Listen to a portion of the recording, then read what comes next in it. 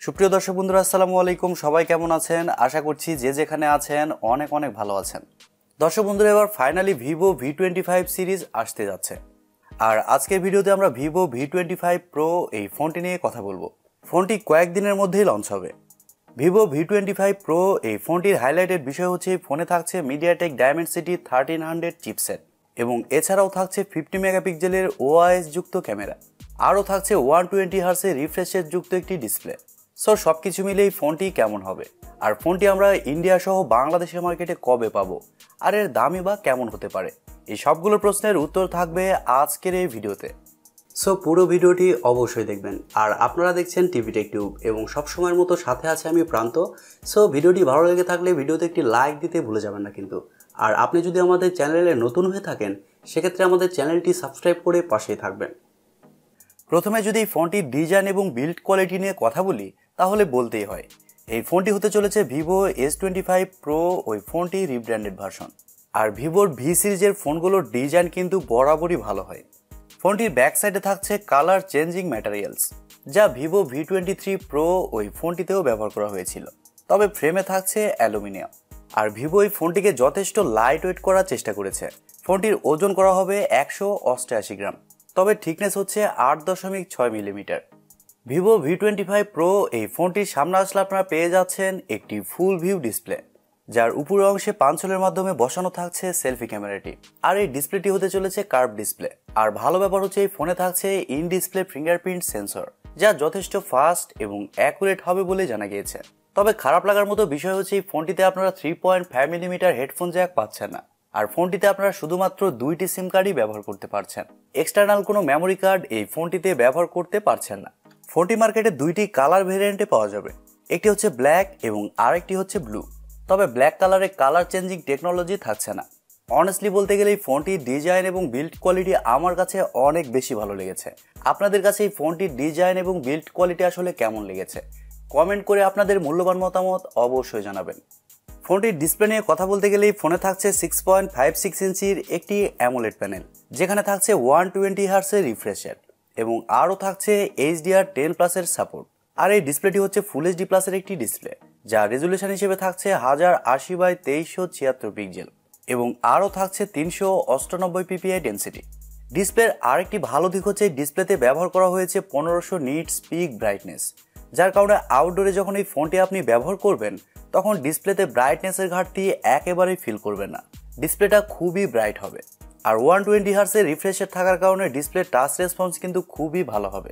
এই বিষয়টি আপনারা অনেকেই জানেন। আর AMOLED ডিসপ্লে হওয়ার কারণে ডিসপ্লেতে যে কোনো কন্টেন্ট প্লে করলে ডিসপ্লেতে শার্পনেসের ঘাটতি আপনারা লক্ষ্য করবেন না। ডিসপ্লের কালার কোয়ালিটি খুবই ভালো হবে। ওভারঅল ভিভো এখানে খুবই ভালো ডিসপ্লে প্রোভাইড করছে। ফোনটির সফটওয়্যার এবং পারফরমেন্স নিয়ে যদি আমরা কথা বলি তাহলে এই ফোনে থাকছে Android 12, যার ব্যাকএন্ডে থাকছে OS 12।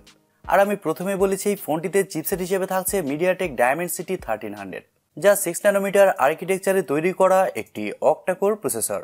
এই চিপসেটকে কিন্তু একেবারে খুব বেশি পাওয়ারফুল বলবো না, আবার একেবারে খারাপও না। চিপসেটটি ব্যবহার করার কারণে যে কোনো হাই লেভেলের গেমস মিডিয়াম টু হাই সেটিংসে আপনারা খুব ভালোভাবে খেলতে পারবেন। গেমস খেলার সময় সেরকম কোনো ল্যাগ বা ফ্রেম ড্রপ লক্ষ্য করবেন না। আর এছাড়াও মাল্টিটাস্কিং সহ ভিডিও এডিটিং এর মতো কাজগুলোও খুব ভালোভাবে করতে পারবেন। ফোনটি 2টি অথবা 3টি ভেরিয়েন্টে আসতে পারে, 8GB RAM 128GB ROM এবং 8GB RAM 256GB ROM অথবা 12GB RAM 256GB ROM, যার স্টোরেজ টাইপ হিসেবে থাকছে UFS 2.2 এবং র্যাম টাইপ হিসেবে থাকছে LPDDR4X। এই ফোনটির আরেকটি ভালো দিক হচ্ছে এই ফোনে থাকছে স্টেরিও স্পিকার সিস্টেম, যার কারণে ফোনটির অডিও কোয়ালিটিও খুবই ভালো হবে। আর এছাড়াও থাকছে ওয়াইফাই, ব্লুটুথ, GPS, NFC-র মতো আরও অনেক ফিচার এবং USB-তে থাকছে USB Type-C 2.0। ফোনটির ক্যামেরা সেকশন নিয়ে যদি আমরা কথা বলি তাহলে এখানেও থাকছে বিশেষ আকর্ষণ, কারণ ভিভোর ভি সিরিজের ফোনগুলো কিন্তু ক্যামেরার দিকেও বেশি ফোকাস করা হয়। ফোনটির ব্যাক সাইডে থাকছে 3টি ক্যামেরা, যার মেইন সেন্সর হিসেবে থাকছে 50 মেগাপিক্সেলের একটি ওয়াইড সেন্সর, যা f1.9 অ্যাপারচার।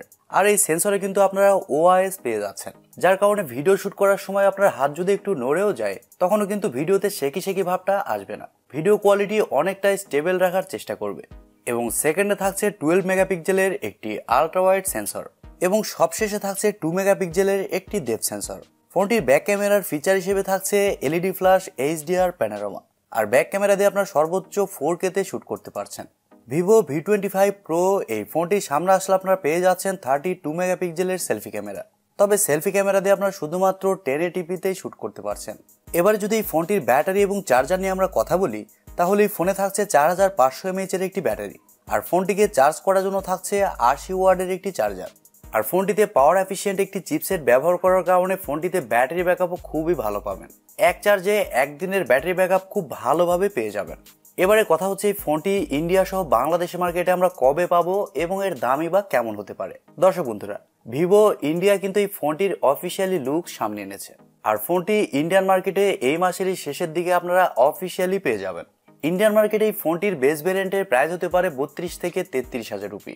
আর বাংলাদেশের মার্কেটে এই ফোনটি আপনারা সামনের মাসে অফিসিয়ালি পেয়ে যাবেন। তবে অফিসিয়ালি এই ফোনটির বাংলাদেশের মার্কেটে প্রাইস হতে পারে 40 থেকে 45,000 টাকা, কারণ বাংলাদেশের মার্কেটে ডলারের দাম বেড়ে গেছে, এই জন্য ফোনের দাম অস্বাভাবিক বেশি হবে।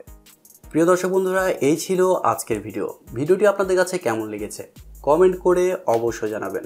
আর ভিডিওটি যদি সত্যিই ভালো লেগে থাকে তাহলে টিপি টেক টিউব চ্যানেলটি সাবস্ক্রাইব করবেন, ভিডিওতে একটি লাইক দিবেন আর সবসময় আমাদের পরিবারের একজন হয়ে থাকবেন, কারণ আপনাদের সাপোর্ট এবং ভালোবাসা সবসময় প্রয়োজন। সো আজকের মতো এই পর্যন্তই, দেখা হবে পরবর্তী কোনো নতুন ভিডিওতে। ততক্ষণ পর্যন্ত সবাই ভালো থাকবেন, সুস্থ থাকবেন এবং নিজের খেয়াল রাখবেন। টাটা।